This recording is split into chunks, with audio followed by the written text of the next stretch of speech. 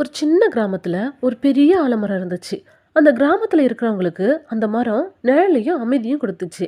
ஆனா அந்த மரத்துக்கு ஒரு ஆசை. யாராவது வந்து அதுகிட்ட பேசணும், ஃப்ரெண்ட் ஆகணும் அப்படின்னு. அப்ப அந்த ஊர்ல அமலா அப்படிங்கிற ஒரு குட்டி பொண்ணு இருந்தா. அவ அந்த மரத்துக்கிட்ட டெய்லி வந்து உட்காருவா. அப்புறம் மரத்துக்கிட்ட பேச ஆரம்பிச்சா. அப்புறம் தினமும் நடக்கிறத மரத்துக்கிட்ட ஷேர் பண்ணுவா. அதுக்கு அந்த மரமும் இலைய அசைக்கும். அதை பார்த்த உடனே அவ ரொம்ப சந்தோஷப்படுவா. ஒரு நாள் அந்த ஊர்ல புயல் வந்துச்சு. அமலா ரொம்ப பயந்துட்டா. மரத்தை வந்து இறுக்கமா கட்டி பிடிச்சுக்கிட்டா. அந்த மரமும் அதோட கிளைய வச்சு அவளை பத்திரமா பிடிச்சுக்கிச்சு. காத்து பயங்கரமா அடிச்சுது.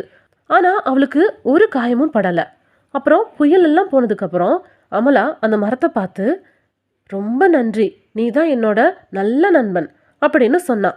அதுக்கப்புறம் அந்த வில்லேஜ்ல இருந்த எல்லாரும் அந்த ஆலமரத்தை பேசும் மரம்னு சொல்ல ஆரம்பிச்சிட்டாங்க. நம்மள எப்பவுமே இயற்கை பார்த்துக்கிட்டு இருக்கு.